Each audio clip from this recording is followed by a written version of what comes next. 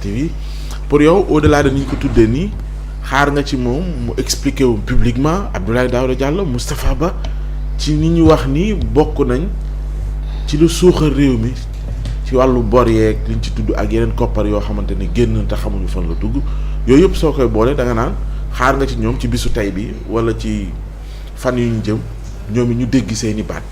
wareef la ci ñoom bien avant sax ñu leen koy laaj ça aurait dû être un exercice boo xamante ne ñoom dañu ko waroon def parce que dañ ko amel askan wi. Notre problème premier c'est que ñun exercice de transparence bi ñu am démb. On n'est pas habitué à ça. C'est pour ça qu'on est tous choqués parce que tàmmuñu ko tàmmuñu ñu ñuy wax dëgg tàmmuñu ñuy am exercice de transparence bii di ñu wax naan lii moo fi am lii lañ fi fekk situation bi nii la tëddee. On a été habitué à un pouvoir fort boo xamante ne diis ci seen yëg-yëgu bopp ba pare di tëral ak arrogance mooy indi li nga xamante ne mooy askan wi finalement ñu leen di mater sans pour autant même lever le bâton. Tu sais il existe plusieurs formes de violence mais violence bi gën a metti mooy bi ngay subir yow te mënoo ci dara. te violence boobu moom la askan wi di subir. La situation elle est simple Ousmane Sonko nous dit que depuis 2018 en fait Sénégal commencé na mettre les genoux à terre depuis 2018 2019 ba 2023 mooy daanaka situation économique bi nga xamante ne moom lañ ñu prédire nii en tout cas moo fi nekk moom lañ fi constaté selon ñoom li nga xamante ne mooy jàngat yu ñu ci jot def ak étude ñu ci def audit yi léegi yow Pape Ousmane diggante 2019 ba 2023 il s'est passé beaucoup de choses mais régime bi fi nekk dafa langaamu ci ñaar pour mën a expliquer li nga xamante ne bi fi nekkoon pour mën a expliquer situation ou crise économique bi lan moo ko indi ñu ne la Covid-19 le ministre des finances ne la naam d'accord Covid-19 bokk na ci li nga xamante ne moom moo indi crise économique pas seulement au Sénégal mais pratiquement dans tous les pays du monde pourquoi parce que état bi fi nekkoon bi muy def ay investissement ak di leb xaalis c'était pour mu investir ko ci dara normalement lu ko waroon a mën a jural lu koy permettre mu mën a fay bor bi waaye di doxal également wàllu économie wu réewam mais état bi dafa sukkandiku ci le secteur privé et quand la Covid est venue secteur privé bi mënatu la dox donc suux na fekk na bor ba am nañ ko ba pare lañ ca jot a dépensé fan la ñu ko def on ne sait pas et c'est ce qui est triste en fait quand tu me dis est-ce que Amadou Ba il doit s'expliquer parce que ce qu'on constate mooy kon ñoom s'ils doivent nous expliquer ñun on est resté 12 longues années sans explication kon ñoom bu ñuy expliquer ci ban période lañ koy tàmbale ba keroog fi ñuy yegg si nii tey tu sais bu fekkonte ne exercice bii de transparence bii ñu ngi ko doon def de manière périodique pour tous les gouvernements et ça doit être une exigence de l'État. Absolument. ñuy leeral askanu Sénégal ci ni ñu doxee suñu réew suñu xaalis ci lan lañ koy dugal am na loo xamante ne loolu ma ne à quel moment tu as eu un exercice de transparence de ce genre dans ce pays avec nos ministres s'il y avait cette explication là bu boobaa kon ñun dinañu mën a amortir choc bi nga xamante ne am nañu ko démb parce qu'on savait que ñoom bu ñu gëstoo am na lu ñu fi fekk xam nga lu tax. dafa tàmbali ci ay bruit de couloir balaa muy feeñ ci kaw. beneen bi ñu ne la si c'est pas le Covid c'est à cause de la crise ukrainienne. soit mais n'oublions pas que durant une période fii li ko dalee 2021 daanaka ba presque 2023 ñuy jublu ci élection yi on a connu des crises post-électorales. pré-électorales plutôt. yoo xamante ne nii. Combien nous a-t-on dit que moom la ñu dépensé ci xaalis pour ay grenades lacrymogènes pour mater une population pour permettre à une population bu war a mën a am une liberté d'expression ñu xañ leen ko priver certaines personnes de liberté tu crois que ça n'a pas un prix tout ça a un prix est-ce qu'ils nous l'ont expliqué wax nañ ñu ñaata lañ ci def. nga bëgg a wax ne mën naa justifier entre autres 2500 milliards. 2500 milliards personne ne peut justifier. Secret de défense. Non, secret de défense c'est-à-dire sous quel article ak ci ban tiroir nga koy war a mën a loger ba nit ki war ko mën a comprendre même bu fekkoon dañoo jënd ay 2500 milliards de grenades lacrymogènes xanaa kon fii ba jusqu'à l'extinction du soleil dootuñu soxlaati leneen lu jóge ci loolu te balaa loolu ñoom danoo fàtte ne ci ay fuites yu jot a jaar contrat armement 45 milliards dafay jaar ba léegi lijjantiwuñu armes yi xamuñu fu mu ne. te nit ñi sax yàgg nañoo ngulumtu wala di wax. sincérité bi ñàkk sincérité bi am ci budget bi. ndax ñu bëri dañ daan toog naan budget bi li ñu déclaré ak li am bokkul. jërëjëf koor. léegi nag voilà la situation de ce pays. dañoo amoon régime boo xam ne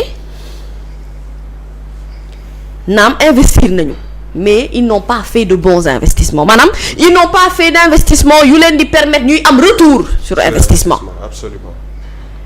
defar ay tali defar TER defar BRT boo xam ne da nga koy fay ba yow doo xam sax bor bi kañ lay jeex. mais amu ci dara benn activité de revenu bu lay permettre dëgg-dëgg nga mën a suqaliku. parce que on a un pays structurelle de l'économie. non on a un pays non industrialisé. En fait il n'y a pas d'existence en termes d'industrialisation. ñoom ñëpp li ko dalee régime Wade ba régime Sall danoo langaamu ci benn biir agriculture te dañ ci lajj. donc ñoom amuñu bu ñu lebee xaalis. feneen fu ñu ko war a mën a jëlee pour mën a fay bor yi est-ce que yaa ngi comprendre li ma lay wax. donc leb sur leb la ñuy dëkkee leb sur leb et sans pour autant ñu justifier askan wi xaalis bi ñuy leb benn ñaar bu ñu ko lebee ci lan lañ ko dugal ñett bor bi ci lan la toll. dañu ko dëbb ñun on était complètement noyés de ce qui se passe dans ce pays. bor bi daan nañ ko wax fa mu toll. xëy na kay chiffres yi ute gi. waaw mais bu chiffres yi utee kay ça veut dire que il n'y a pas eu d'honnêteté dans ce que les propos nous le disent. Moustapha Ba dafa war a génn leeral loolu. dama ne ñoom ba ñu waree génn leeral mooy avant ñoom sax ci seen jëmmi bopp pouvoir bi di wàcc wala bu ñu xësee ba wàcc dañu war a rendre compte cette mission d'audit là. c'est-à-dire que c'est un travail permanent boo xam ne dañ ko amel askanu Sénégal te ils ne l'ont pas fait te Pape Ousmane ñii ci góor gu metti gi moo nu indi ndóol gi nu nekkee. ah yow da ngaa fàtte. quand je vois un Bougane Gueye Dany bu parler de nenu baxal alors que moom yëgul ni askanu Sénégal nenu baxal sax boo ko amee réere ko tëdd yow booba yaa ngi sant yàlla bu baax. mais fàtte marathon budgétaire daaw bi ñuy ovationné Moustapha Ba. di ko kañ ci assemblée nationale. mais kii l'a ovationné ci bi marathon bi jeex. kan moo ko ovationné tàcc ko wane ni ah oui loolu fii ñu. oui mais kan moo ko ovationné laa wax. voilà un ministre exemplaire ci département. kan moo ko ovationné réponds à ma question. député yi assemblée nationale. quel député que du théâtre. tàccu lañ ko def. que du théâtre. waaw dama ne. di wane ni. xam nga déjà je vais dire un truc déjà au Sénégal les questions économiques sont des questions à la limite qui ne nous intéressent presque pas. Absolument. ça c'est dommage. c'est destiné à une. léegi nag pour explication bu simple dama ne ñoom ñi. la preuve démb même le ñoo ministre Sarr bi mu waxee pare il a fallu que Ousmane Sonko jël pour ne en termes simples. si. waaw parce que moom il est sur des termes techniques. Ouais. quand il est sur des termes techniques c'est difficile à comprendre. mais dama bëgg askan wi li ñu war a comprendre ñu xam ne lenn la ñi fi nekkoon ñoo leb ñoo ñu suuxal ci borub leb ñoom ñoo ñu xiifal ñoom ñoo ñu maral ñoom ñoo ñu dóor ba nuy bëgg a dee ñoo ñu tëj ci kaso yi. ñoo ñu xañ liberté de parler ñoom ci seen jëmmi bopp askan wi dellu fippu ne leen doyal nañu sëkk ñu wàcc bàyyi ñoog bor yi. bàyyi ñoog guuta gi bàyyi ñoog ndóol gi. bàyyi ñoog jafe-jafe yi ba pare bëgg koo jël jiiñ ko ñeneen ñoo xamante ne ñu ngi door a yegsi te jafe-jafe yii ñu ne on n'est pas encore sorti de l'auberge parce que crois-moi population sénégalaise bi dañu teel a xam que ñun ñii maanaam ndox bi mu ngi ñu yem ba fii ci put te pareegunu pour mu daj. sànq ba léegi yéen a ngi tudd kii di Moustapha Ba Abdoulaye Daouda Diallo ak ñu mais Moustapha Ba l'actuel ministre des finances Cheikh Diba moom it lan moo ci responsabilité ndax moom il était très proche de son successeur. waaw xam nga démb il y a eu même je pense benn journaliste bu Walfadjri je crois non. oui bu poser question boobu au premier ministre Ousmane Sonko. di ko laaj quel est aujourd'hui destin bi nga xamante ne moom la Cheikh Diba am. ba premier ministre di ko wax ne ko comprendre ma en fait cette question parce que comprendre ma ban lien. le Cheikh Diba am ak affaire bi ni mel. Moi, quand elle a posé la question, j'ai eu la même réaction en fait. Parce que regarde bien ce que je te dis.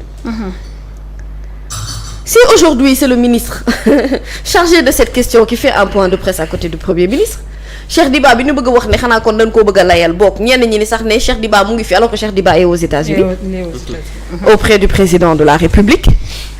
Pour man, il n'a aucune action directe par rapport ak li nga xam ne moom moo nekk di xew nii.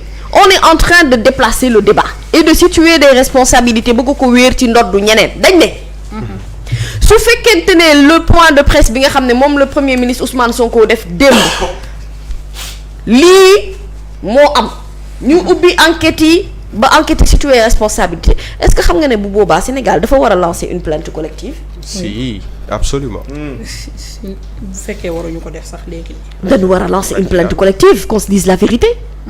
Sénégalais. oui parce qu'on est fatigué quand même d'être roulé dans la farine pendant des années. ñuy wax waxi 400000 sotteegul léegi kon 900000 la moom la ñu wér ci sunu ndod dañoo ko war a fay ñun ci bor bu ñu yëgul. dama bëgg comprendre rek. aujourd'hui et c'est voilà ces gens yi nga xamante ne ñoom ñooy prétendre fii ak quelques fan à ce que ñu jox leen ay nombre de députés à l'Assemblée nationale pour assumer ou chercher une immunité parlementaire. subhanallah. man je tombe des nues. papa man régime bu ma mënti bokk ma dégg ci li ma ci dégg man même buñ ma woowul ne ma kaay seetal sa bopp dinaa bokk ci ñiy dem seetali sama bopp. te muy dëgg. je vais demander au peuple sénégalais ou je vais dire au peuple sénégalais de manière claire et nette même bu fekkee bokk ma ci ñi ñëw sama der dinaa dem leeral ñëpp ni am na loo xamante ne man sama loxo laalewu ca bokkewu ci parce que am na loo xam ne vraiment Pape Ousmane on ne peut pas le comprendre. mais humilité dañ koy teggi de. xam naa ne dañ koy teggi waaye ñoom pour ñoom daw làq foofu rek baaxagum na pour le moment.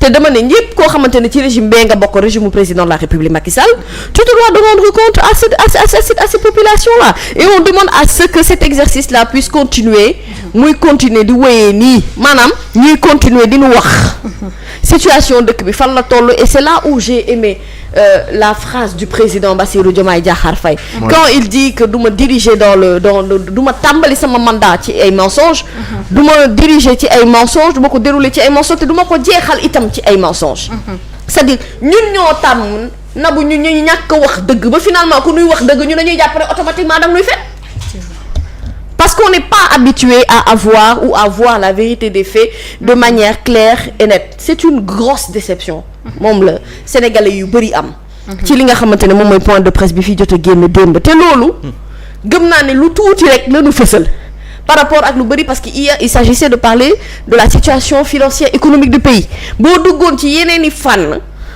ak ci yeneen i détails baa nga toog ak ay directeurs généraux wala nga toog ak ministres yu bees yi ba nu wax la li nu fekk en termes d'audit ci responsabilité yu yees yi ñu leen jox wallahi loxo dina dar gémmiñ kon nag ñii ay caaxaan la ñu yore woon sunu réew mi te ils nous doivent tous des explications et ils nous doivent plus que des explications même ils doivent des excuses au peuple sénégalais. est-ce que man tey ñoom tey mami li mu wax c'est très important est-ce que tey bu ñenn ñi génnoon ci ay directeurs généraux wala ñi nga xam ne ñoo nekk ci yenn ministères yi bu ñu defee ay révélations ndax dina gën a rëy li nga xam ne moom la ñu wax teel parce que c'est très grave 1800 ay 2000 et quelques milliards yi nga xamante ne